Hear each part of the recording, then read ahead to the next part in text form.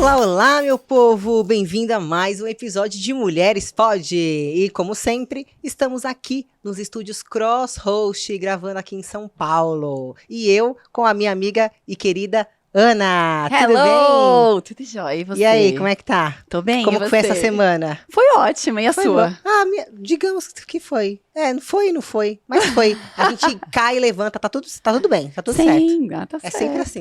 Seguimos em frente. Não podemos parar. Você tá linda hoje de verde, limoneto. Obrigada, você viu? Gente, a gente tá de Empório Clique, como sempre. Tá linda. Não é? E aí vocês já sabem que é só lá seguir ela, né? Empório Clique. E ela fica lá dentro dos estúdios Carolina Stuck, São Bernardo do Campo. A Ângela tá arrasando. Confiar, Ângela, tá. beijo. Um beijo pra você. Ó, e seu anel? Mostra seu anel. Lindo, Olha isso. né? Ângela tem bom gosto. Tem bom gosto. Tem bom gosto. Não tem nada feio lá, eu sou suspeita. Pessoal, só lembrando, os nossos episódios são veiculados todas as terças e quintas-feiras, às 6 horas da manhã no Spotify, às 20 horas no YouTube, CCC. Eu ia falar isso, Ela adorou o CCC. Curte, ia falar. comenta e compartilha, tá? Posso apresentar? Por favor, nossa faça digníssima convidada hoje? Faça as honras. Nossa convidada hoje é uma mulher muito especial. Ela é sommelier e ela é uma wine influencer. Vamos saber o que é tudo isso? Com vocês, Ana Cristina, como é que é o sobrenome? Mokdessi. Bem-vinda, Ana. Obrigada. Que prazer, um prazer estar aqui com vocês, meninas. Gostei, fiquei muito honrada e feliz com o convite. E é um prazer sempre falar de vinho, ainda mais para uma audiência de mulheres, não é isso? Isso aí, porque a mulher consome vinho, né, Cris? Consome. Com certeza. Tem umas que consomem mais que o homem. Umas mais que as outras, tipo, mais que os outros, do que, por exemplo, eu. Mas isso é muito legal. Não te cortando. Essa questão do aumento, né, do consumo do vinho pelas mulheres. As mulheres estão começando a assumir, né, que têm o seu próprio gosto, que são capazes de escolher, de influenciar as escolhas dentro das próprias casas, né? Então, isso é muito bacana. É impressão minha, ou esse ainda é um meio um pouco mais masculinizado, porque é difícil a gente ver mulheres sommelier. A gente geralmente está acostumada a ver homens, né? Existem, lógico, mulheres, mas parece um mundo meio masculino ainda. É interessante a pergunta, porque quando a gente começa a se envolver e a conhecer o meio, os profissionais, vinícolas, produtores, a grande verdade é que a gente encontra e conhece muitas mulheres trabalhando na área.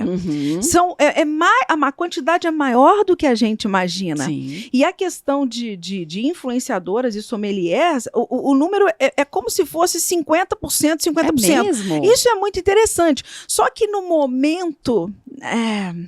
nos momentos às vezes, de diretoria, de associações, de entidades, a direção até da maioria das vinícolas, esses cargos, talvez, hoje eu vejo mais assim, uma coisa de mais importância e mais relevância fica mais na mão de homens, sendo que a participação feminina é tão grande quanto, né? O reconhecimento da mulher nesse meio é que eu acho que ainda está um pouco a desejar. Agora, por exemplo, a gente vai falar sobre isso, mas para vocês terem uma ideia, eu fui, na semana passada agora, uma dos 54 jurados do concurso do espumante brasileiro. Ai, que e legal. Nós éramos, talvez... Eu não me lembro diretamente, agora eu não vou precisar, mas nós éramos talvez 12 mulheres juradas no meio de 54. Caramba. Olha isso. Então, e é bem o que a Ana acabou de falar mesmo, mais ou menos nesse sentido, né? Exatamente. A representatividade ali,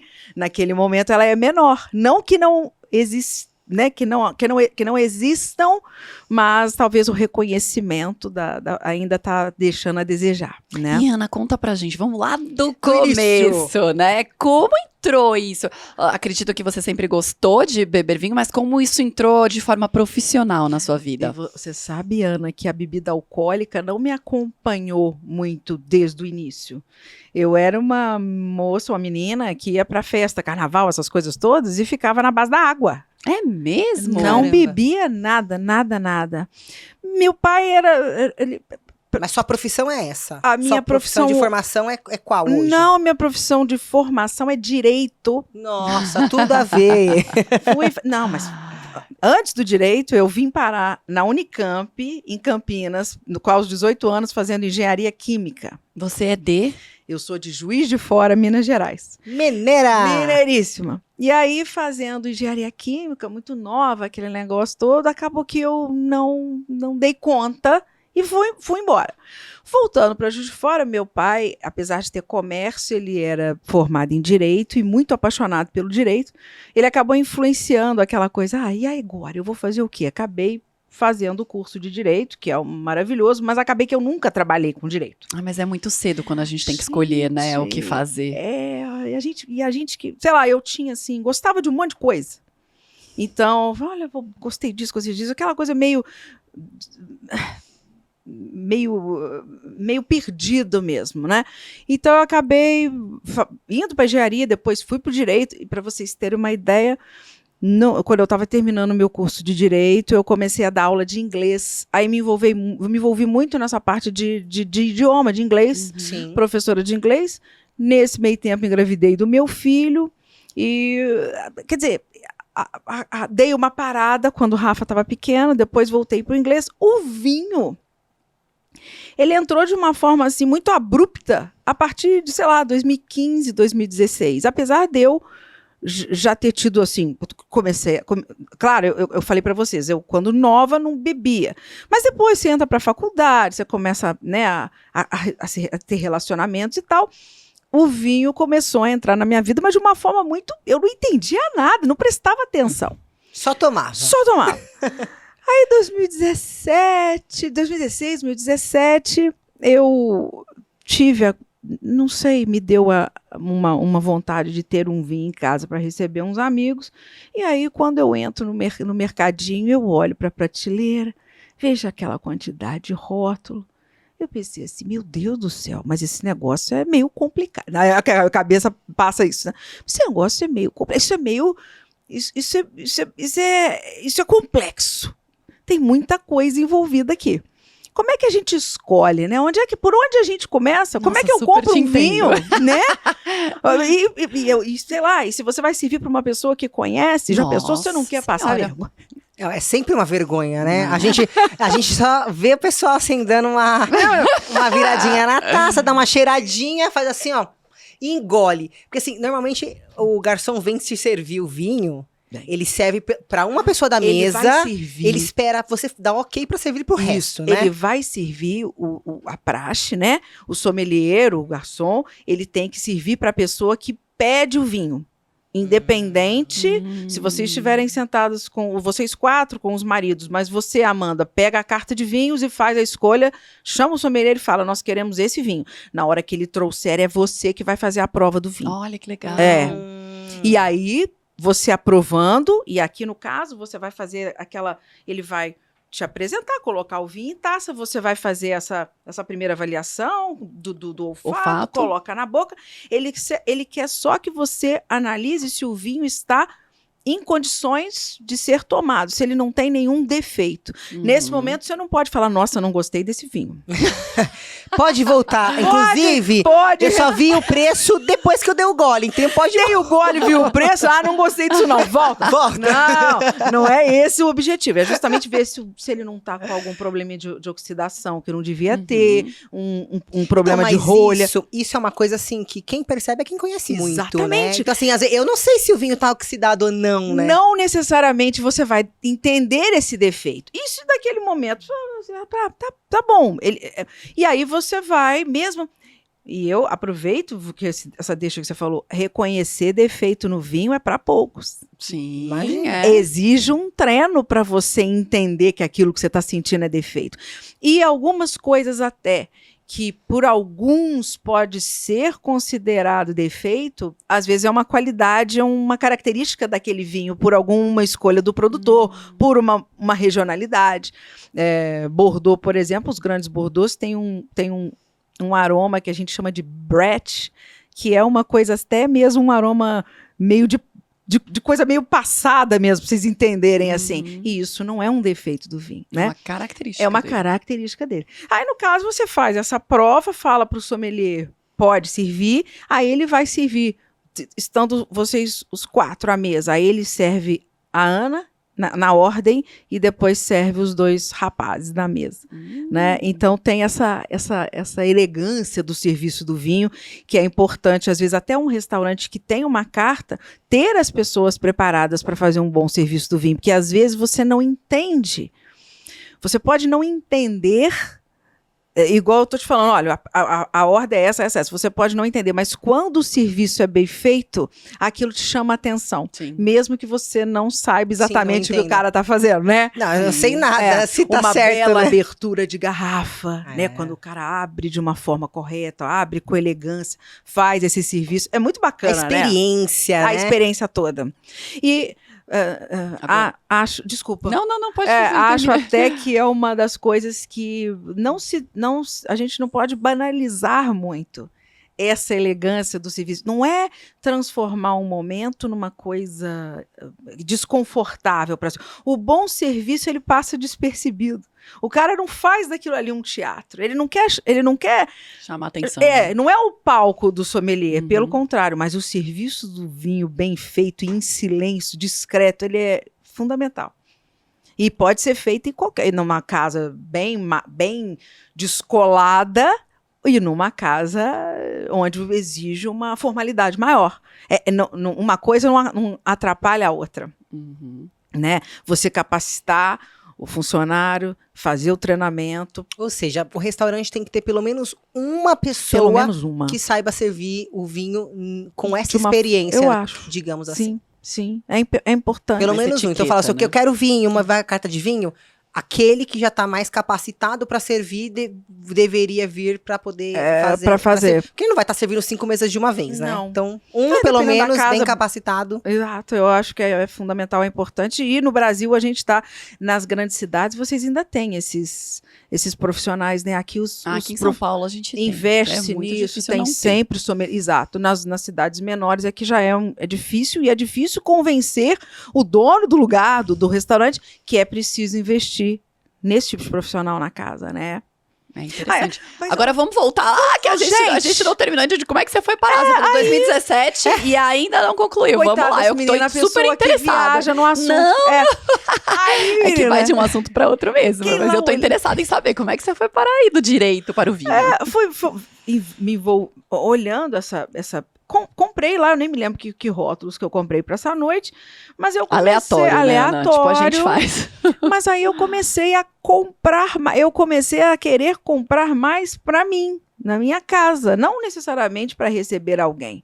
Eu comecei a querer ter os vinhos em casa, e aí eu comecei a prestar atenção, comecei a ver que, olha, nesse rótulo está escrito Cabernet Sauvignon, nesse rótulo está escrito Syrah, nesse rótulo está escrito Chardonnay, tem coisas diferentes aqui, não é tudo a mesma coisa, né? Tem muita coisa por trás disso. Aí, como eu comecei a comprar mais vinho para consumir, eu decidi estudar, para entender o que eu estava comprando, o que eu estava consumindo. E foi uma coisa assim muito rápida, e num ano só, se não me engano foi em 2018, eu fiz os 3 módulos de W7, W7 1, 2 e 3, aqui em São Paulo, na Enocultura, e ao mesmo tempo comecei o curso de sommelier aqui da ABS São Paulo. Eu vinha de Juiz de Fora toda semana para fazer o curso aqui. Inclusive, você é formada pela Eu Associação sou Brasileira formada de São Paulo. Pela Associação Brasileira de Sommelier de São Paulo, e tenho essa certificação até o 3, né, do W7, que é uma outra... Tem algumas outras instituições tão importantes quanto, né, internacionais, mas eu fiz essas 2. Como pegou depois logo a pandemia, né, eu tinha até começado um outro nível do W7, dei uma desanimada, e a minha formatura da ABS foi em 2020. Eu vim fazer a minha prova em setembro. Nossa, na plena pandemia, né? Plena pandemia. Caramba. Porque a gente estava com a prova marcada, fechou tudo.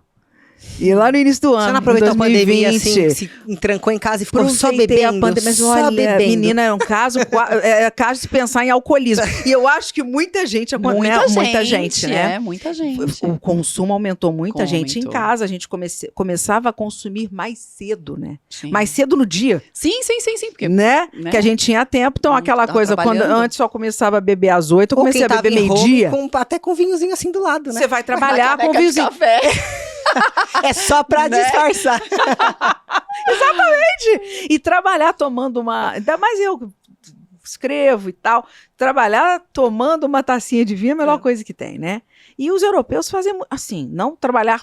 Mas a gente vê na Europa que o cara, na hora do almoço, ele consome uma taça de vinho e volta pro trabalho.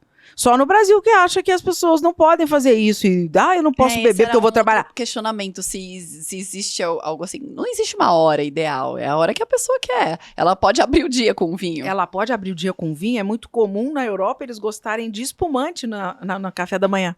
Olha É só. que a famosa mimosa, Nossa, é isso? Não, espumante mesmo. Porque tem a mimosa é o espumante com suco de laranja, É, né? né? Exato. Que o pessoal- Estraga o espumante. É, não, é É, sei lá, não sei, eu não conheço, mas eu nunca, é famoso esse negócio de fazer mimosa o aí. drink, você mas vai se nos hotéis chiquérrimos aí, eles servem isso, bem, né? no café da manhã da Europa, na Itália, por exemplo, você vai achar o suco de laranja e o espumante. Você pode fazer a Separado. mimosa no seu copo. Mas é Cara, separado. É... Separado. Eles deixam sempre o espumante. Você às 7 horas da manhã consegue tomar um espumante, sabe? Olha. É praxe, é comum. E todo mundo, né? Você presta, é porque às vezes a pessoa não presta atenção. Como o meu foco é vinho, a gente presta atenção quando tudo é relacionado.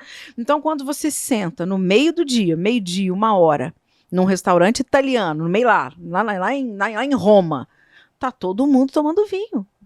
E tá todo mundo voltando pro trabalho depois. Mas Então é uma na outra verdade, acho que cultura. é uma taça, né? A pessoa também vai baixar a garrafa, Claro, né? é aquela taça ali, exato. Não é pedir, desce aí 3 garrafas, né? Uhum. O cara pede aquele prato, toma uma taça de vinho, né? Um cálice, uma taça e vai embora. É como diz o ditado, o brasileiro não brinca em serviço. Ou seja, quando é pra beber logo uma garrafa inteira e Senão chama não logo começa nem a outra. brincadeira. Não é? Mas é muito cultural É mesmo muito cultural. isso, né? É muito No cultural. Brasil, a gente, infelizmente, não tem. Até o vinho, eu acho que é de uns anos pra cá que a gente tá tendo mais esse hábito. O brasileiro era muito de cerveja, acredito, né? Sim. Pelo menos eu lembro na minha infância, há uns bons anos atrás, era muito cerveja, você não via tanto vinho. O consumo per capita de vinho no Brasil é 2,5 litros, gente. É muito pouco. É muito pouco. Então, assim, cresce o consumo, mas ainda de uma forma muito lenta, perto do que se poderia chegar, né? Se você pensar na quantidade de pessoas que tem no Brasil, né? Então, o consumo é bem pequeno e, assim, é claro que eu não falo com a propriedade de uma pessoa que está nesse ramo há 50, 30, 40, 50 anos, mas, assim, o que eu posso observar é que nesses últimos 5, 10, vamos dizer 10, tá? Mas eu acho que a pandemia, ela, como em todas as áreas, né? Eu acho que a pandemia ela foi fundamental para a visibilidade de muitas coisas, né? Porque essa coisa da internet, essa coisa dessa forma de comunicar digital fez com que a gente prestasse atenção em assuntos que a gente não prestava antes, né? E o pessoal do vinho se aproveitou, não é bem a palavra, utilizou bastante essa mídia, essa ferramenta para mostrar o trabalho, se mostrarem mesmo, né? Fazer os produtos chegarem às casas, assim, pelo menos as pessoas começaram a prestar atenção. Então, eu acho que foi meio esse boom, esse crescimento foi maior aí agora, inclusive também com a abertura do mercado para mais marcas, né, de fora, muitos vinhos agora, a gente tem acesso. Eu me lembro que essa coisa da questão do vinho, né? Eu lembro que quando eu era menina, quando se abria um vinho na minha casa, eram uns rótulos que a gente sempre tinha no mercado, que era Almaden, El Uribe Fraumisch, que tinha uma garrafinha azul. Era pouca coisa, a gente não tinha acesso. Hoje você tem acesso a Milhares. muitas marcas, É o que né? você falou, a gôndola hoje é enorme. Dependendo do lugar que você for, Fica até sem saber o É, que e levar. vocês que têm aqui, né? Pão de Açúcar, San Marché, Empório disso, Santa Luzia, Santa... O que essa gente tem de portfólio, É né? verdade. Isso só para mencionar alguns.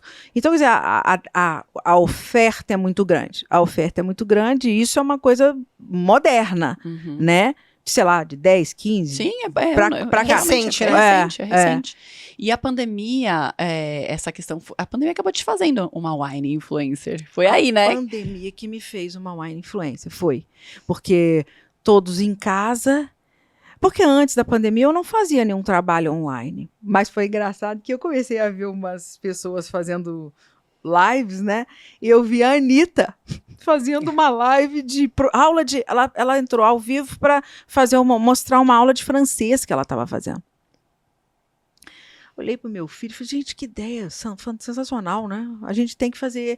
Nisso, um professor, colega meu da BS, falando, o Júnior Medeiros, um querido, Ana, vamos fazer uma live? Até amigo do Ed. Vamos fazer uma live com um grande inimigo? Vamos fazer uma live com um grande inimigo. E essa foi a primeira live que eu fiz na pandemia, a gente fez esse bate-papo sobre esse vinho, e aí eu falei, então eu vou fazer esse negócio. E aí deslanchou. Deslanchou. Comecei a chamar meus professores, porque como eu vinha muito para São Paulo, eu conhecia muita gente. Uhum. Muita gente do meio da área. Ou foram meus professores, ou foram meus colegas, ou eu conheci em alguma situação, né? Comecei a chamar essas pessoas que já tinham nomes conhecidos, né? E comecei a fazer lives.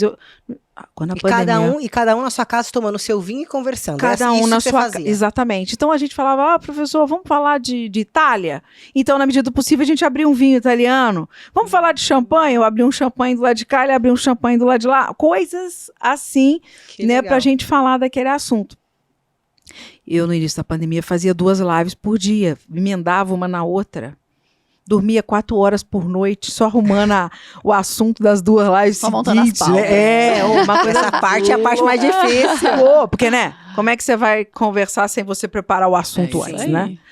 Aí acabou que a coisa foi evoluindo e naquele momento de clausuramento, eu tive acesso a muita gente. Eu convidei e consegui bater papo com muitas pessoas importantes do mundo do vinho. Nisso, meu perfil ficou maior, fiquei mais conhecida, né? Claro, nada absurdo. Gostaria de aumentar mais essa questão É questão de tempo só. exato, né? Uma hora vai. Mas foi um salto muito grande. O meu trabalho passou a ser, e no legal. início eu não gostava dessa expressão wine influencer, não. Eu não gostava. A gente tinha eu pelo menos tinha um Sério? preconceito com a coisa do influencer. É. Parece que é aquela pessoa que não tem um trabalho sério, né?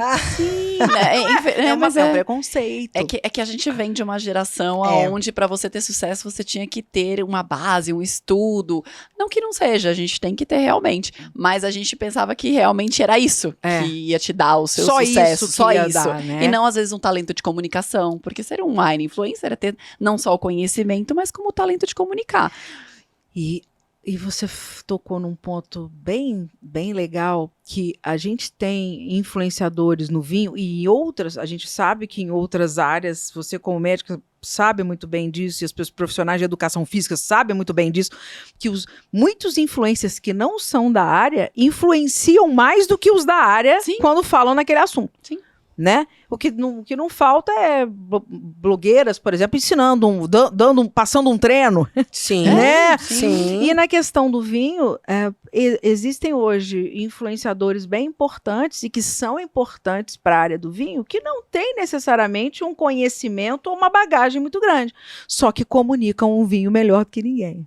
E esse tipo de preconceito, muitos profissionais da área, não posso negar que às vezes a gente se pega um pouco com aquele pensamento meio Pensando negativo quando a gente vê algumas coisas. Mas a gente tem que pensar que para o setor, quanto mais pessoas falarem sobre o assunto, é melhor. É claro que as pessoas seguem quem elas querem seguir. Sim, Não é com verdade? certeza. Então, assim, Isso não quer dizer que o conteúdo é bom ou ruim. esse critério, essa escolha, olha, eu quero seguir esse, aquilo, as pessoas têm que fazer. Se elas querem um conteúdo vindo de pessoas de mais gabarito, de mais autoridade, elas têm que escolher, elas têm que entender. Se elas querem um conteúdo mais divertido ou não muito, tem que ver o que serve para ela. E aí cada um tem a liberdade de seguir quem bem entender. Exatamente. E vai aprender alguma coisa. O que chamou mais a atenção dela, o que ela Claro. se encontrou, né? E eu acho que, Ana, eu respondi a pergunta agora ou ainda não? Não, Eu já viajei de novo aqui. não, É que eu já viajei aqui no assunto de Tadinha, novo. não, respondeu, Deus do respondeu, céu. respondeu. Até completou, maravilhoso. Então, tá super bem Aí foi isso, respondido. entrei Você sabe quando o assunto é bom? Quando ele começa aí, desvia, volta, desvia, volta. São as melhores conversas. Não é? São as melhores. São as melhores Porque a conversa muito, eu Muito falo, pacata é. é. Eu te pergunto, você me responde, acabou. Eu te pergunto, você me responde, acabou. Não, a gente não tá fazendo isso. A gente faz uma conversa tão bate-papo. flui, é tão gostoso que fica nisso mesmo. E é isso. Isso E é você sinal sabe que tem muito assunto. É exato. Exato. Sabe que eu também, quando chamo para conversar, poucos me perguntam, você vai passar para mim uma pauta, as perguntas? Eu falo para a pessoa, é muito difícil eu passar as perguntas que eu vou fazer. Eu só quero que você fique tranquilo, porque vai ser dentro do seu know-how e da sua vida. E é isso, a gente começa a conversar e as pessoas têm um monte de coisa para falar. Tem. Né? Muita. E aí vou a te gente falar, vai pegando os ganchos, normalmente a gente faz uma pauta, a gente faz um roteirinho aqui. Claro. Óbvio. Sim, Isso pra não ficar... tem que Também fazer. tem gente que não gosta muito de falar. É. Ela para ali naquela pergunta Eu e fica, sempre né? falo assim, ó, o nosso roteiro, ele é um apoio. Às vezes, eu vou te falar, na maioria das vezes, né, Ana? Nunca é exatamente o que tá lá. Porque eu tô conversando com você, surgem perguntas ou curiosidades que eu não Que você não tinha pensado. Que eu não tinha pensado. E aí, na hora surge, a gente vai fazendo. E é assim, vai fluindo. Isso É, eu, é eu acho que as melhores entrevistas são essas. E o bom entrevistador é esse, né? É o que vai analisando, vai junto com o entrevistado e vai tirando as coisas dele, né? Isso é uma grande isso. arte, né? Que a gente É. aprendeu a fazer também, né? Ô, Ana, me diz uma coisa, me bateu uma curiosidade agora. Você fez o curso, né? E aí você foi, assim, em campo, estudo de campo, digamos assim, tá? Você fez o curso e aí você foi estudar que área primeiro? Você foi direto para os vinhos brasileiros? Ou você fala, eu sou louca pela Itália, foi para Itália? Como é que foi? Você começou por onde? Essa é uma O pergunta prático. muito boa, porque antes da pandemia, bem, pelo menos o que eu notei, tanto no W7 quanto na ABS, o espaço do vinho brasileiro era muito pequeno. Era pouco mesmo. Então a gente não tinha conhecimento do que se produzia aqui no Brasil. E eu vejo muita gente falando assim, nossa, a produção dos vinhos no Brasil é muito nova. As pessoas acham que o produtor brasileiro começou a fazer vinho ontem. Tipo, Não. as pessoas surgiram ontem, ou assim, de 5 anos, ou na pandemia, né? Surgiu todo mundo em 2020. Não. A grande maioria, a gente não conhecia essa produção aqui. Então, a gente começa, assim, estudando os clássicos, né? É lógico, o berço desse produto é a Europa, né? Não tem como você estudar vinho sem passar pelas matérias básicas, né? Sim, Que sim. seria lógico, você tem que estudar a Itália, você tem que estudar a França, você tem que ver onde esse povo começou a pensar tudo que a gente tem hoje, né? Porque né, eles trilharam caminhos que hoje os jovens utilizam e modernizam, né? Mas aí, quando a pandemia começou e eu comecei a ter muito contato com produtores brasileiros, aí abriu-se o universo do vinho brasileiro. E durante a pandemia, e por conta dos meus bate-papos, das minhas lives, eu posso falar para vocês que eu consumi majoritariamente, eu acho que 100% de vinhos brasileiros na minha casa. E diz uma coisa, Ok. a produção brasileira de vinhos é o sul mesmo do Brasil? Hoje a gente tem produção de vinhos no Brasil inteiro. É mesmo? Nós temos Lá na pra cima Bahia, também tem. Olha. Tem. Caramba. Aqui no seu estado e no meu, né, São Paulo e Uhum. Minas Gerais, Rio de Janeiro, Espírito Santo, e lá para baixo todo mundo faz. Santa Catarina, Rio Grande do Sul, Que são os Paraná, mais Rio famosos, Rio entre Grande as do mais Sul. tradicionais. Ainda concentra o maior volume, né? A Uhum. produção maior de vinhos brasileiros é no Rio Grande do Sul, mas você começa a ter um crescimento muito grande. E aqui no Sudeste, muita vinícola, muito projeto novo acontecendo tipo, aí sim, começando agora. Muita vinícola nova, muita plantação nova de, né, muitos parreirais, muitas vinícolas, muitos, a gente chama de terroirs, né? Muito terroirs novos sendo explorados, mas aqui do Sudeste para cima. A Miolo tem um projeto no Vale do São Francisco, Terra Nova, que é um espetáculo. Então, assim, a tecnologia hoje permite que a produção de vinho ela passa, porque antes acreditava-se que só dentro de um determinado faixa, né, de condições climáticas e que se podia fazer. Hoje essa faixa já esticou, já se alargou. Tanto Você mais tá para falando de baixo. conservação. De condições naturais para você plantar a uva. Olha, uva. aqui nesse hemisfério, entre esse. Como é que chama aquela. Paralelo, né? Entre esse paralelo e esse aqui pode se produzir vinho. Se você passar para cá, que é muito quente, ou se você passar para cá, que é muito frio, a uva não vai. Hoje se descobriu que se você passar para cá, e se você passar para cá, ela vai. É só por causa da tecnologia. Por conta de tecnologia e conhecimento, né? Hoje o produtor, os agrônomos, os engenheiros agrônomos, os enólogos, eles conseguem criar condições, driblar algumas condições adversas para fazer com que, para viabilizar o cultivo da uva, né, com novas técnicas, e aí a coisa cresce. Isso é bacana, inclusive se a gente pensar em termos dessas questões climáticas, né, de aquecimento global. Então, até regiões que eram antes mais frias estão tendo que lidar com essa questão. Então, estão tendo que adaptar as castas a essas novas condições, fazer experimentos com castas novas que vão suportar melhor essas variações climáticas, né? Então, tudo isso está sendo pensado e eles conseguem. No caso, eles estão modificando, digamos assim, geneticamente as uvas? Tem modificações genéticas, criando novos clones, fazendo novas uvas, até alguma coisa híbrida. Com relação a doenças, eles fazem clones resistentes a doenças, a fungos, a bactérias. Sim. Eles fazem enxertia, que é utilizar a raiz de uma espécie, enxertar outra espécie em cima, para que esse porta, que a gente chama esse cavalo, esse porta-enxerto, possa permitir que o de cima não adoeça por conta de alguma doença, seja mais resistente. Aqui nós temos uma região aqui de chuva maior, esse porta-enxerto ele é mais resistente para isso. Então, tudo isso é feito. Então, e tudo isso permite que essa produção de vinhos ela cresça de formas antes que as pessoas não imaginavam.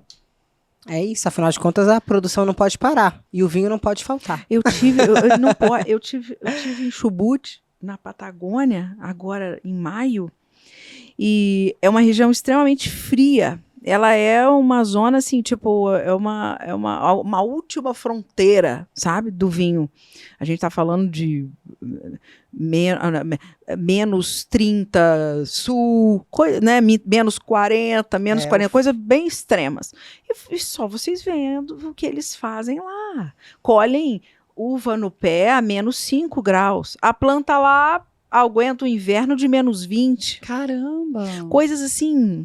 Eles vão descobrindo, eles usam uma técnica, por exemplo, de aspersão, que eles jogam água nas parreiras em determinados momentos para que ela crie uma camadinha de gelo assim em volta da uva, e aí aquilo protege ela do próprio frio. Coisas assim, né? Então, eles estão fazendo vinhos incríveis. E aí, produção super nova, produtores de 10, 12 anos só. Criando vinhos assim incríveis, frescos, uma acidez, uma personalidade, sabe, daquele lugar, daquele terroir, coisas incríveis. Então, assim, hoje vê-se que muita coisa é possível. Não dá mais para bater, olha, isso não dá para fazer. Não, peraí. Vamos pensar uma forma de fazer. Vai dar certo. Vai. É. Agora, qual é o vinho que você mais gosta? Ih, mas que pergunta difícil. É difícil, você gosta de vários. Não, mas sempre tem um preferido. Tem que ter um preferido. Uma região, vai. Uma região. Olha, Vinhos de qual região? Eu posso responder de estilo. Eu amo espumante. Pronto. É o que eu tomo mais, é o que eu consumo mais. Acho que as pessoas que acham que espumante é só para festa não sabem o que estão perdendo.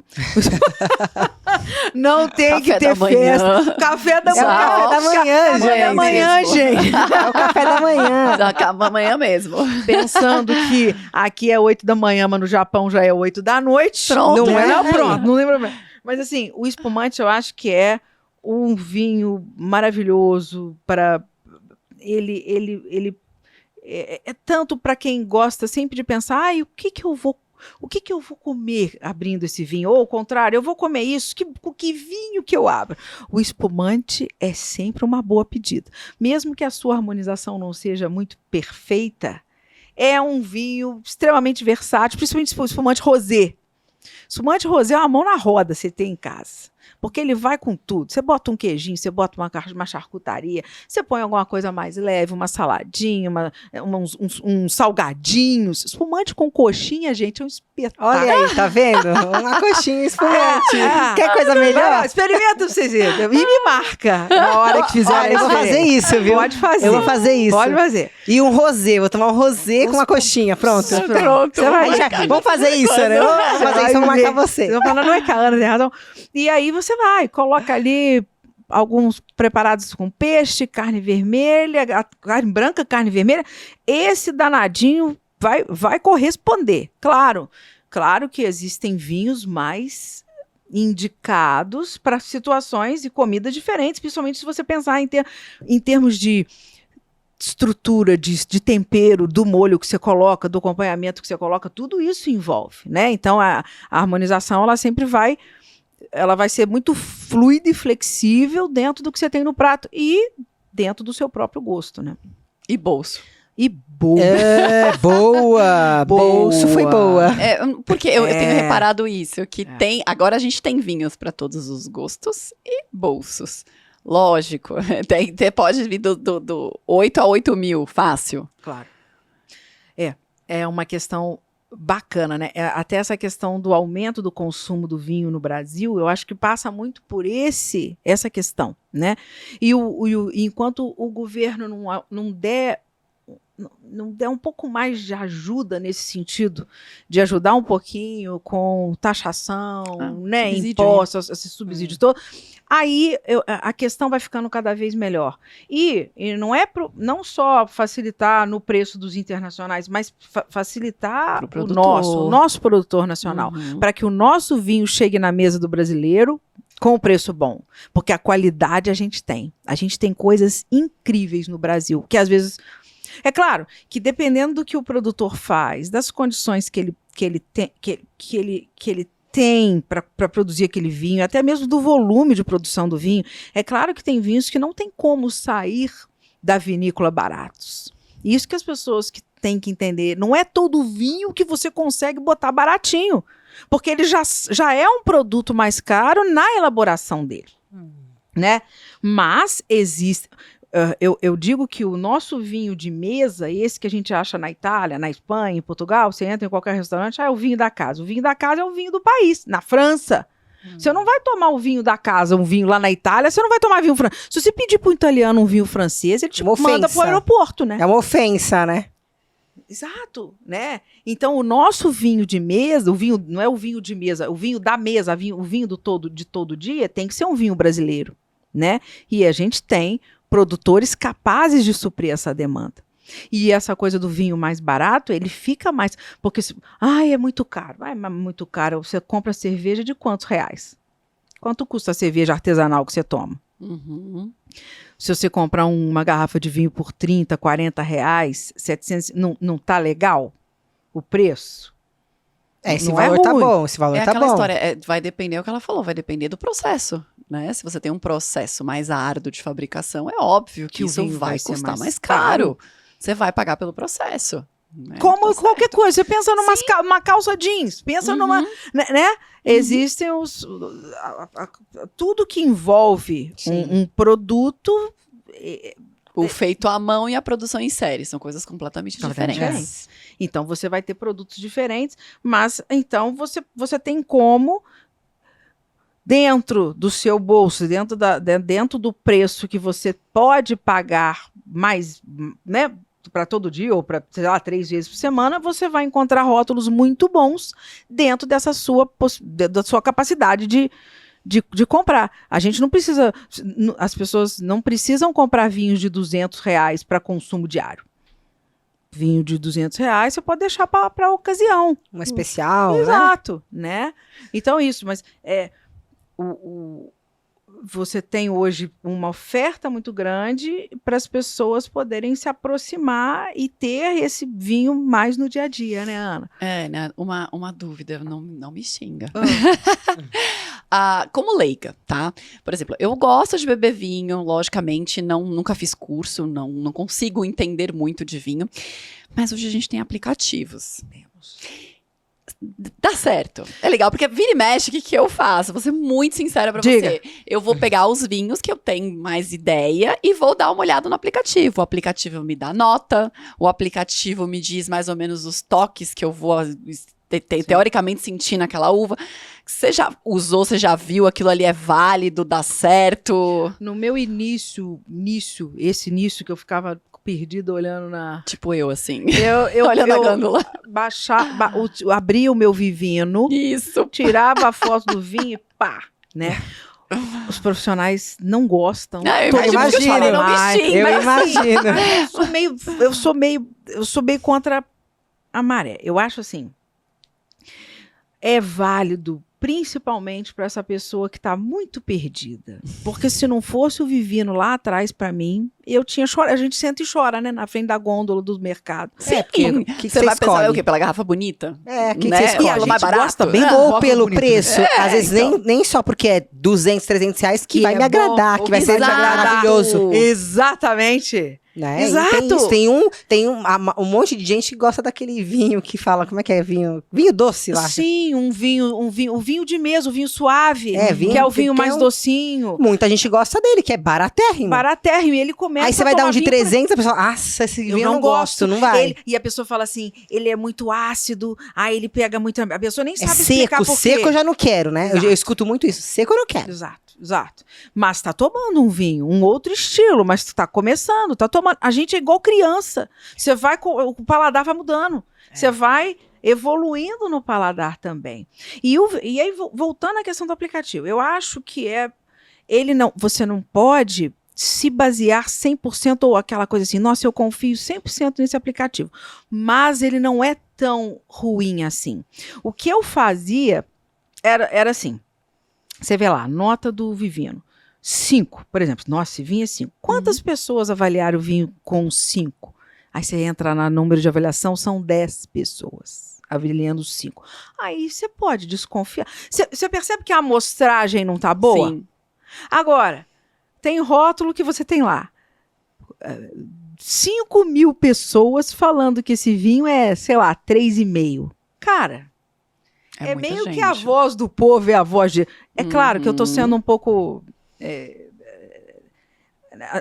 a mesma coisa a voz do povo é a voz de Deus, tem aquela coisa a unanimidade é burra, né?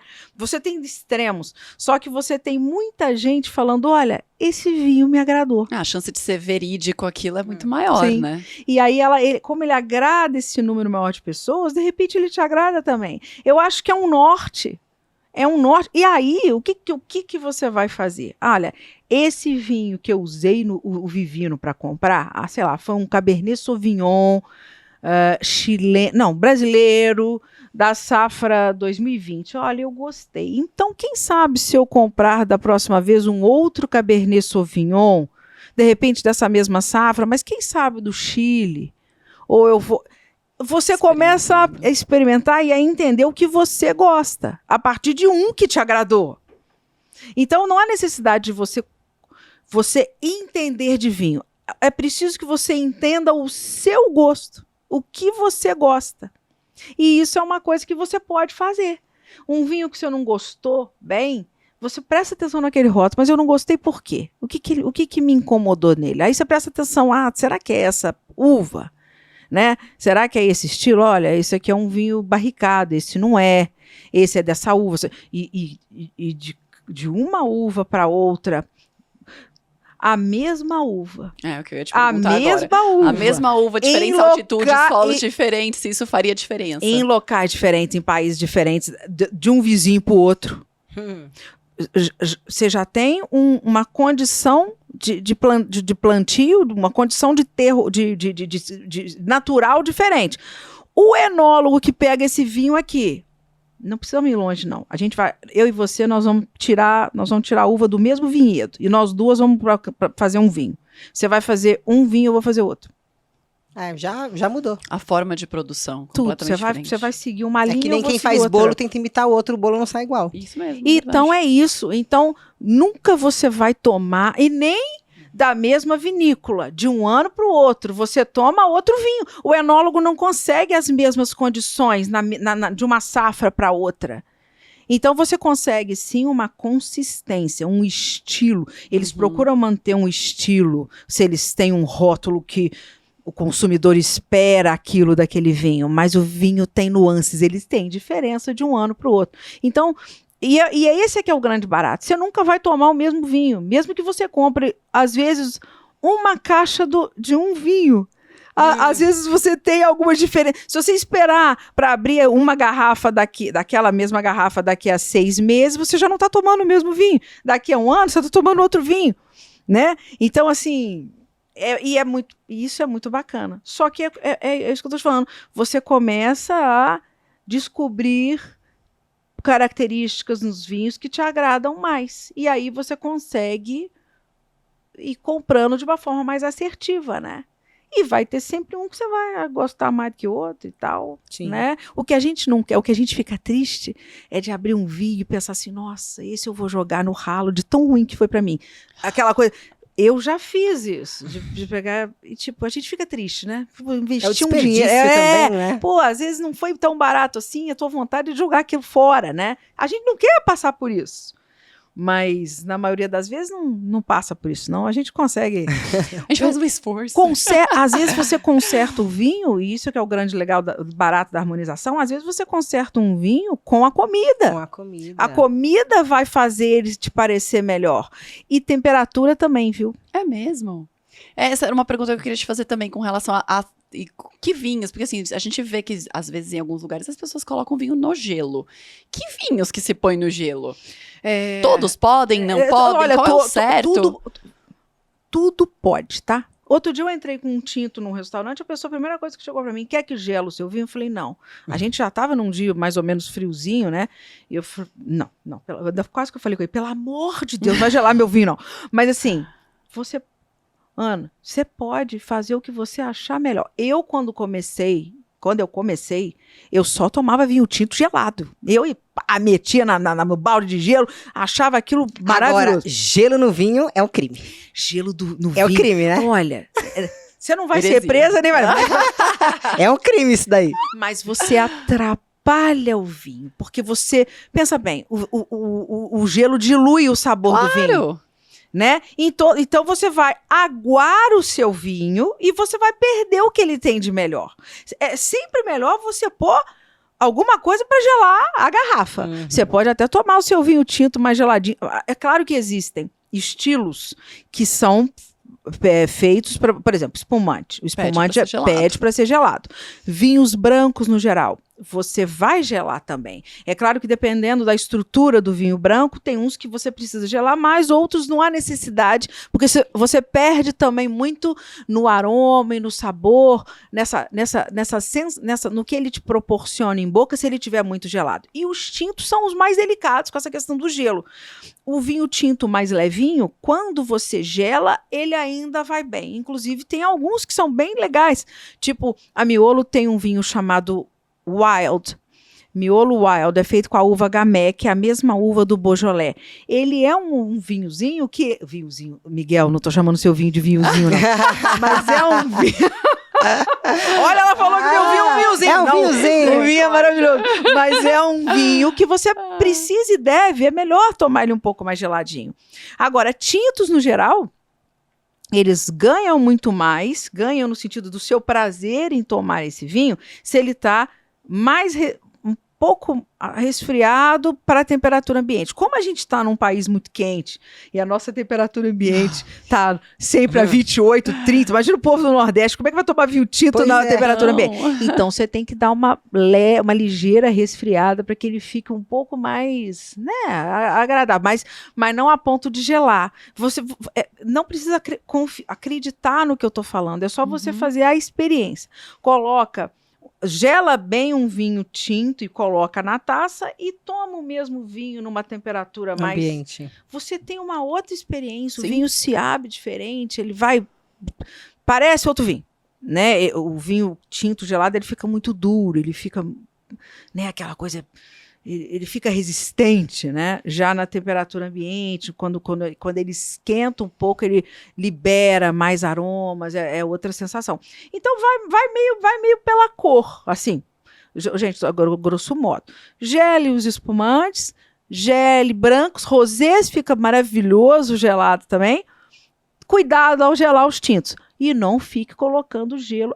Existe um estilo de espumante hoje que é feito, que é o Ice, o Passion, por exemplo, da Chandon, que é um espumante feito para você colocar a pedra de gelo nele. Esse é um mas aí estilo. Ele é feito próprio, para né? isso e fica uma delícia. Você pode tomar sem a pedra de gelo, mas se você colocar, ele fica mais gostoso ainda. Mas é um estilo que é feito para isso, né?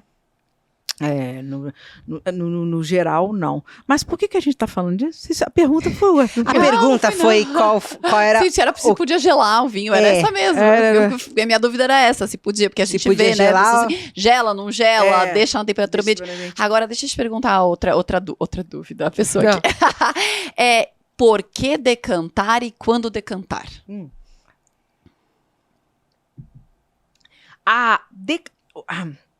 As pessoas confundem um pouco duas coisas diferentes, que é a aeração do vinho e decantação. Quando você coloca porque o que as pessoas, no geral, fazem é colocar o vinho no decanter para ele abrir. Isso é muito comum. Você usa o decanter e fala, eu vou decantar o vinho. Aí a pessoa simplesmente vira. Põe numa jarra específica, volta naquela né? jarra específica, derruba da garrafa ali, e aí tá falando que tá decantando. Isso não é bem uma decantação, isso é uma aeração. E que não necessariamente você precisa usar um decanter para fazer isso. Eu não tenho um decanter em casa, como é que eu vou fazer Esse decanter que você fala é tipo aquela peneirinha? É aquele... É como se fosse uma jarra. Aquela jarra, ela é meio Que bujudinha, ela é compridinha, assim, né? Que tem um pescoço comprido, assim, uma coisa super bonita. Tem uns Agora, caríssimos. aquela peneirinha lá seria o quê? Qual peneirinha, hein? Tem um que você vai... Antes de você jogar o vinho direto no copo, você usa ele. Você sabe qual que é que eu tô falando? Eu não sei o nome. É como se fosse um dispositivo mesmo. E ele tem uma peneirinha. Você coloca o vinho e vai... Teoricamente é pra aerar. Tipo, ele deve ser um aerador, ele faz uma borbulhinha assim. Isso é um aeradorzinho. Tá. Mas sabe o que é aerar um vinho? Fazer ele ter contato com oxigênio. Se você colocar na taça, é isso que você tá fazendo. Também. Entendi. Já está fazendo. O que acontece é que o vinho está num ambiente redutivo, longe do oxigênio. E ele para ele se abrir, ele precisa do contato com o oxigênio. Então, quando você aera o vinho, coloca ele em contato com o oxigênio, quando o vinho é de boa qualidade, ele só ganha. Ele começa a ganhar muito.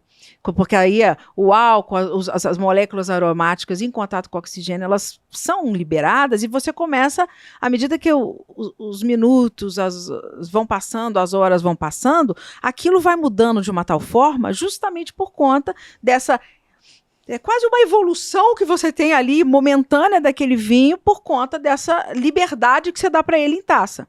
Então, os vinhos ganham, quando o vinho é de boa qualidade, ele ganha muito com isso. O vinho que é de uma qualidade inferior, você percebe que ele muda na taça após esse contato com o oxigênio, mas à medida que o tempo vai passando, o aroma não vai ficando melhor, ele começa a ficar pior. Então, essa coisa da aeração... Esse pior seria como se ele estivesse ficando azedando. com os aromas, mas ele vai ficando, não é azedando. Os aromas, eles, em vez de ficarem melhores ou aparecendo coisas diferentes, ele começa a perder. Ou você já não sente mais direito, ou começa a aparecer uns aromas meio esquisitinhos. Não é muito comum. Eu ia falar até a questão da temperatura. O vinho branco e vinho rosé também, ele é um vinho muito, muito fácil de você dar uma mascarada nele, justamente porque você consegue servir ele gelado. Um vinho simples, branco, gelado, ele passa bem.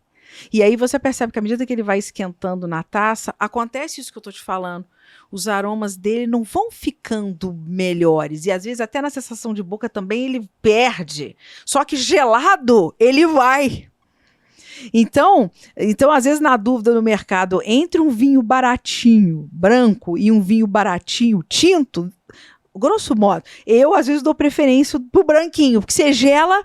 O seu problema dá uma melhorada. O tinto já é um problema mais difícil, né? E a temperatura dá uma mascarada em problemas, né? E às vezes isso ajuda, né? Até mesmo para você... mas eu vou nesse vinho até o fim. Manter ele gelado e vai embora. E a questão do que você come. Porque às vezes também, né, outra forma de você melhorar seu vinho. Porque às vezes ele não tá... Esse vinho, nossa, o tanino, nossa, ele secou muito a minha boca. Ele tá pegando. Corre atrás de alguma coisa gordurosa. Vai na cozinha e pega um queijo, pega uma carninha, joga um azeite. Você precisa aumentar a gordura no que você está comendo para ele suavizar esse tanino que você está sentindo. Então você dá uma corrigida aí, né? Exato. No sabor. Para você não ficar ali tendo que brigar com esse vinho, né? O vinho, ele é um alimento, né?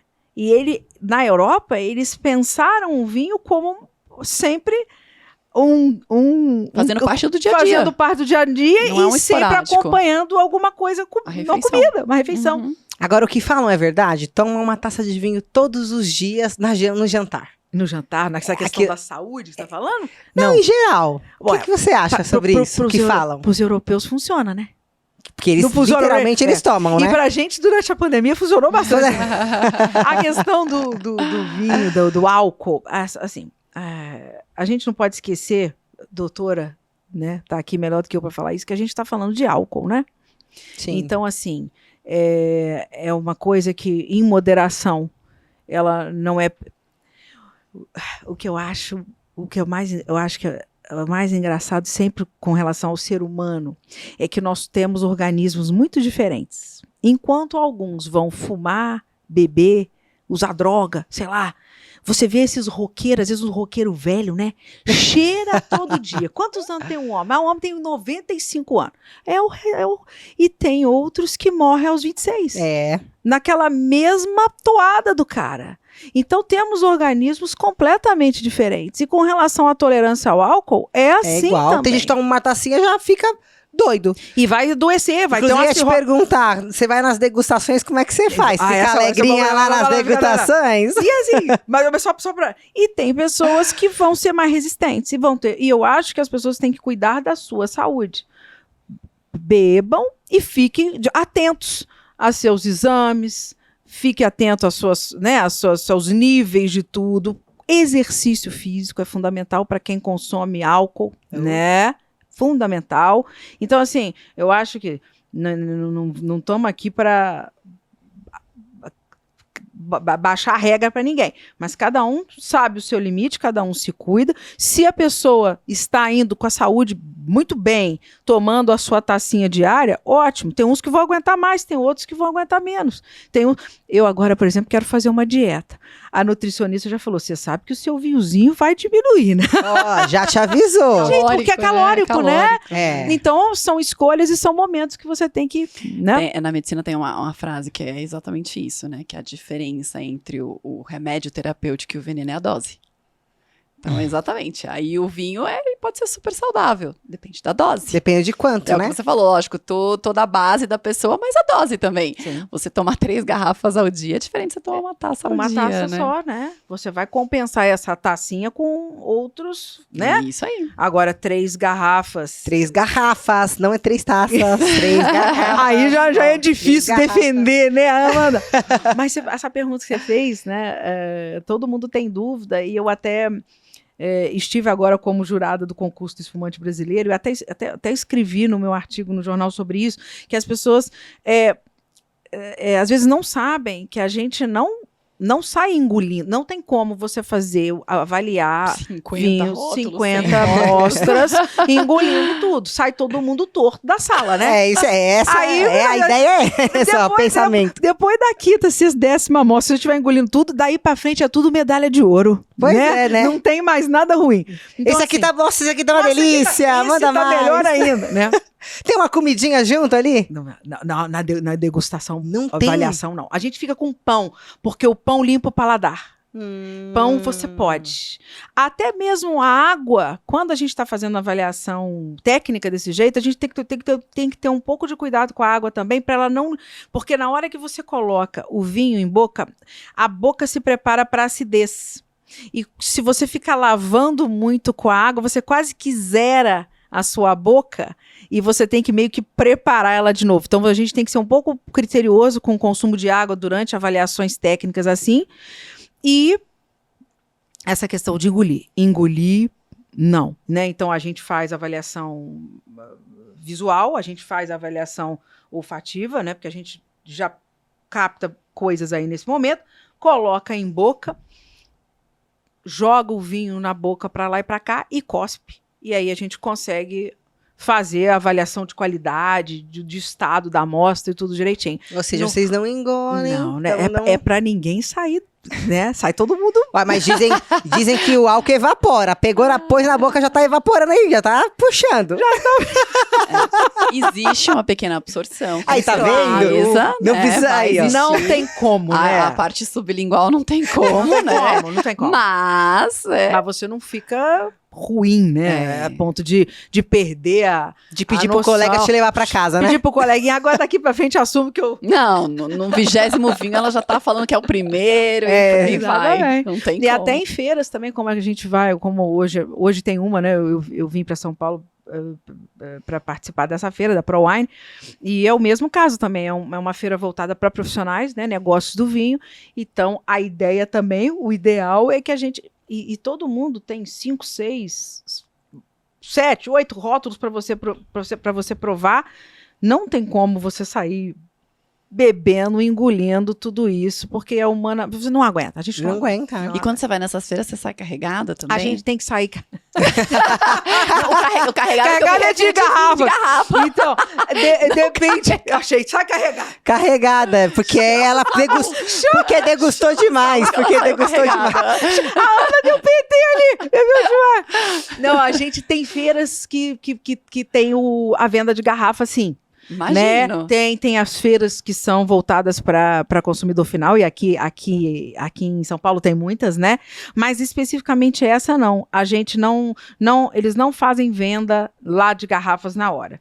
A gente é aberto provar de tudo, mas a gente não consegue, a não ser que você ganhe alguma, né? Tem sempre alguém querendo, o produtor às vezes é amigo, então ele fala, Ana, essas feiras leva tem sempre brindezinho, né? Pelo tem, amor, aí né? você acaba saindo, agora eu tive na Wine South America, voltei, sei lá, acho que com 8 garrafas que eu ganhei, enfim. Então assim, a gente ganha, né? Mas não é uma feira para né, venda, né? Compra e venda assim direta, né? Essa é de profissionais. E é muito bacana. Toda a área tem esses congressos, né? Congresso de medicina e Sim. esses simpósios e tudo. Isso é como se O fosse vinho também tem. Também tem. Ué. Exato. Não pode ficar de fora. Como está o Brasil hoje falando assim, mundial? Como é que tá a visualização, a visibilidade, desculpa, do Brasil como produtor de vinho lá fora? Você que acabou de falar da África. Como é que o pessoal lá fora tá vendo o Brasil como produtor de vinho, exportador de vinho? O mercado externo, né? Os outros países do mundo estão começando a prestar atenção no Brasil. E existem produtores brasileiros que exportam para a Europa, para os Estados Unidos, tem muita exportação. A gente vê lá fora vinho brasileiro. Exato, os maiores. Você tem Valduga, você tem Lídio Carraro. Existem produtores que têm esse foco. Agora, o consumidor de outros países não consome o vinho brasileiro como nós como nós consumimos o estrangeiro. Contrapartida, né? Agora, nós também, o brasileiro tem aquele complexo também de achar que o nosso... E enquanto alguém de fora não chega e fala pro próprio brasileiro que aquilo é bom, às vezes muita gente não acredita. Bota fé, né? Não bota fé.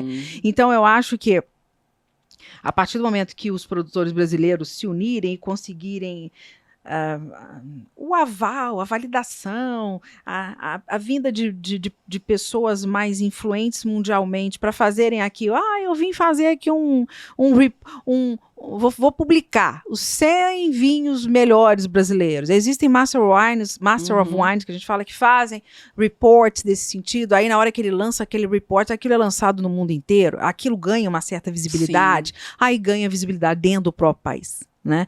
Então, a validade disso, questionável ou não, um cara desse cobra, um cara desse é caro, ele não vem por acaso, nem de graça, né?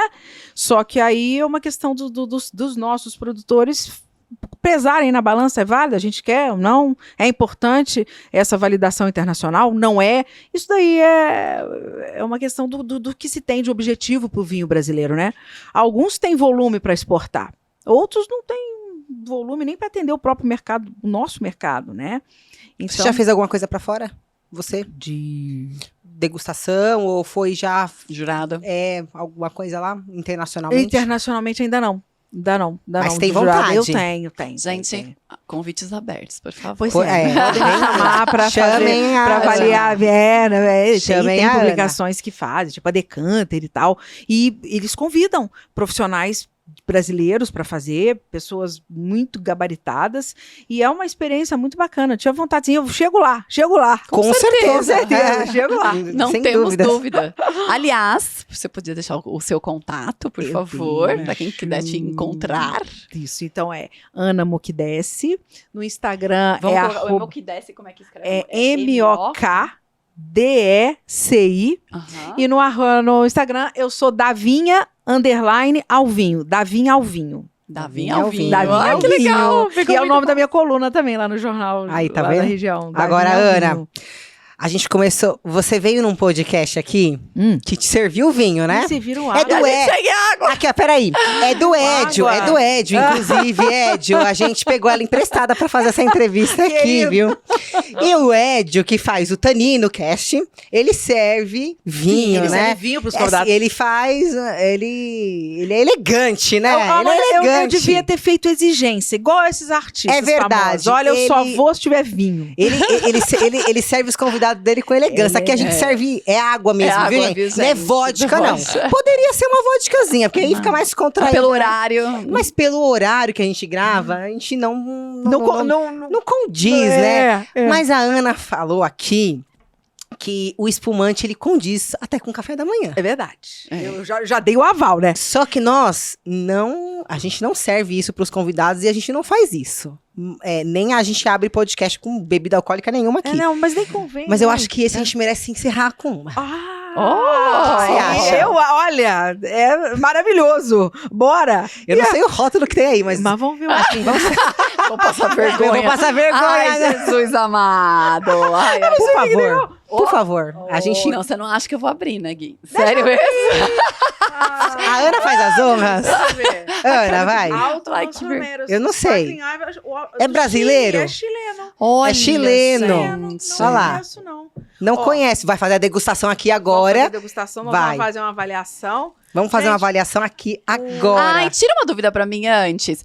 Sobre a rolha. Hoje em dia, a gente tá vendo vinhos que já não estão mais utilizando rolha e estão utilizando a screw cap. E aí, muda algo isso? Então, a screw cap, ela é um tipo de fechamento que ele veda mais do que a rolha no sentido de permitir menos troca de oxigênio. Hoje eles têm, algumas têm uma tecnologia que permite dar entrada um pouquinho do ar. Não como a rolha, mas eles, né, mas você tem um ambiente hermeticamente, ele é fechado mais hermeticamente com a screw cap do que com a rolha. Então, assim, ela não tem nada a ver com a qualidade do vinho. A questão do screw cap vai ser boa para você manter um vinho por mais tempo igual ele sai da vinícola. A evolução de um vinho dentro da garrafa fechada com a tampa de rosca, ela é menor do que com a rolha, que permite contato, uma entrada mínima do oxigênio, fazendo com que o vinho aqui dentro mude. Entendi, olha Entendeu? só. Aqui, gente, eu tô segurando a gaiola e essa rolha do espumante, porque aqui tem muita pressão.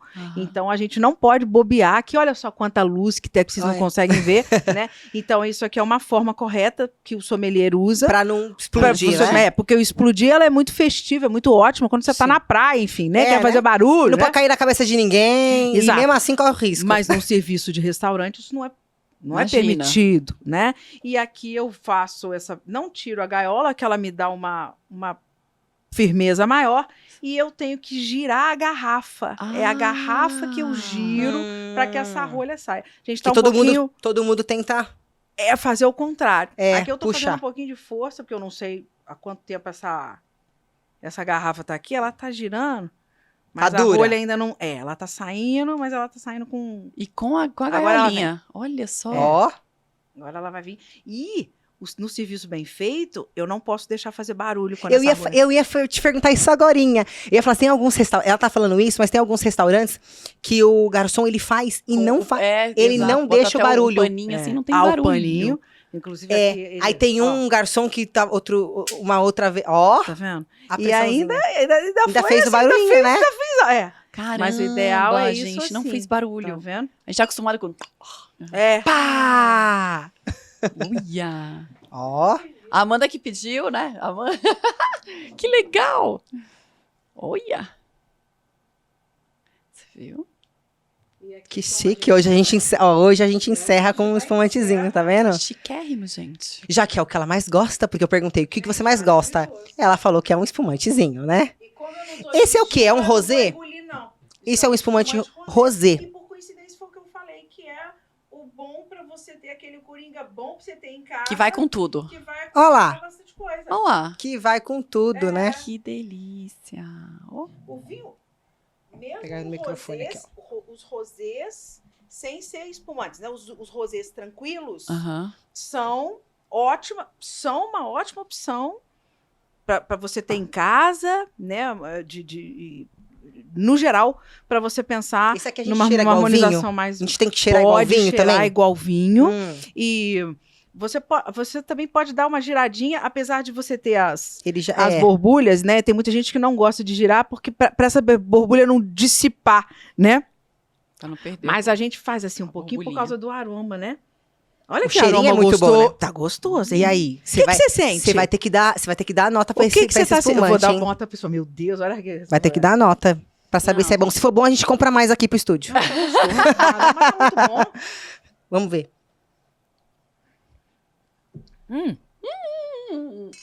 Tchim, Nós tchim, não gente!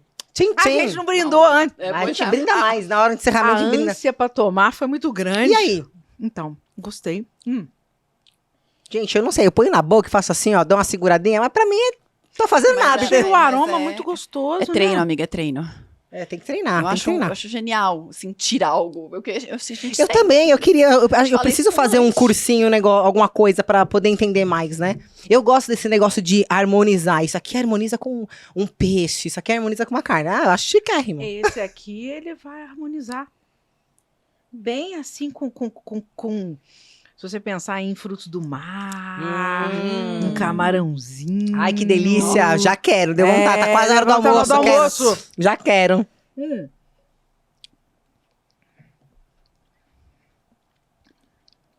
Ele tá muito delicado. Vou falar um negócio pra vocês. Se ele tivesse lá na semana passada, no meio dos espumantes brasileiros, não tinha ganhado medalha de ouro. Esse espumante não ganha medalha de ouro, perto dos nossos. É mesmo, olha só como a gente Olha tá bem, só. tá vendo? Tá vendo? Porque ele... Achei aqui... Aí, fazendo avaliação técnica, ela Sim, passa por isso, né? A perlagem tá meio perdida. O aroma achei legal. Em boca, faltou um pouco mais de frescor, faltou mousse. A gente fala dessa... Sabe quando a bolha preenche mais a boca? Ele... Não é que não tá ruim de forma alguma, mas se a gente Sim. for fazer comparações e é por isso que o espumante brasileiro é tão bom, e é por isso que o brasileiro tem que valorizar o vendo? próprio espumante. Fala o nome de um espumante pra gente comprar brasileiro. Pra gente falar que tem tudo isso, que você fala assim, cara, Mas eu eu vou pegar vou aquele falar. espumante que a Ana falou que é 10. É, pra gente poder comprar. Pra gente poder comprar, pra gente entender o que você tá falando. Qualquer espumante da Miolo, Olha lá, Miolo, Os- parabéns. Cuvée, Milesime, os da Casa Valduga, Ai, é uma delícia, Casa Valduga. podem comprar sem. Cave Gás, Família Gás, Santa Pinto Bandeira, ali perto de Bento, né? Agora é uma DO brasileira, porque a gente tinha uma única denominação de origem no Brasil, que é como se fosse uma marca registrada dessa indústria do vinho, que era DO Vale dos Vinhedos. E há pouco tempo teve a região de Pinto Bandeira também ganhou a própria DO, e é uma região que se especializou em produção de espumantes método tradicional. Então, assim, espumantes lindos, Cavigás, Dom Giovanni, Valmarino e Vinícola Aurora, são os 4 dessa DO. Qualquer espumante desses que vocês comprarem vão estar... Gente, espumante... dá uma olhada no meu artigo, porque lá no meu Instagram tem o link do meu artigo na Tribuna de Minas. Tem lá a lista de todos dos 172 espumantes medalhistas agora, da semana passada, que nós avaliamos. Sim. Lá tem para todos os gostos e qualquer um da lista que você comprar, você vai gostar. Dentro do estilo que você quiser. Brut, Extra Brut, Nature, Moscatel. Moscatel brasileiro é uma coisa que as pessoas que gostam de vinhos mais docinhos... né? Não tô dizendo que seja um espumante ruim. Tô dizendo que tem coisa muito melhor e no Brasil e que as pessoas podem apostar nisso. É isso. Mas, é maravilhoso. Tá ótimo. Não sejamos chatos, enochatos.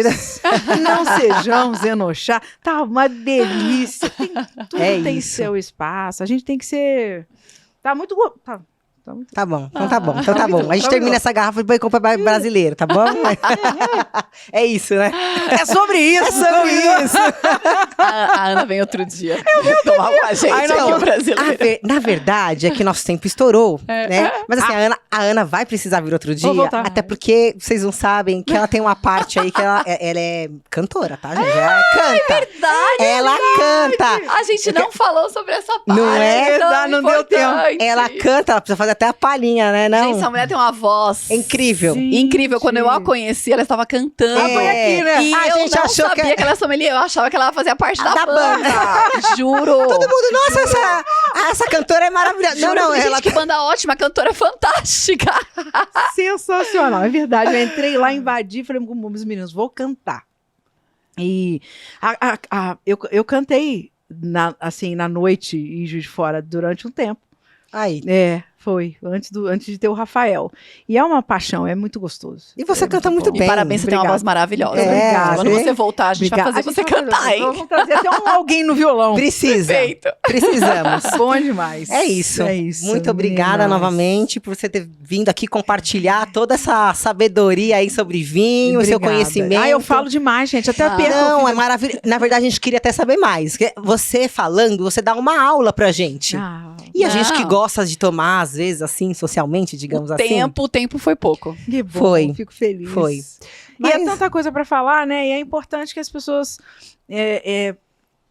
entendam, né? Que a gente tem, claro, o profissional tem sempre algo a falar, mas é importante que vocês tomem vinho. Não tenham medo do vinho. É importante ter o vinho em casa. Não fica com medo. Não fica com medo de pôr o seu tinto no gelo. Não fica com medo de passar vergonha. O importante é consumir e o mais importante é o que você gosta, é o seu gosto. O que te agrada, não interessa o que os outros acham. É isso. Consumir com sabedoria, É tá? isso aí. Ana, obrigada É para não mais ser uma carregado vez. por ninguém. Obrigada a você. Não sai carregado. Você sai carregado, eu saio. Em todos os sentidos, né? É isso, gente. Se vocês Obrigada. gostaram desse episódio, se vocês acharam incrível como nós achamos incrível, não deixem de curtir, compartilhar. Nós estamos em todas as redes sociais e, como a Ana diz, CCC. Curte, compartilha e comenta. É isso. Gente, obrigada mais uma vez. Até a próxima. Aqui, agora a gente encerra aqui com um brinde. Tchau, tchau. Aqui. Aê, aê. Viva Mulheres Pode! Viva!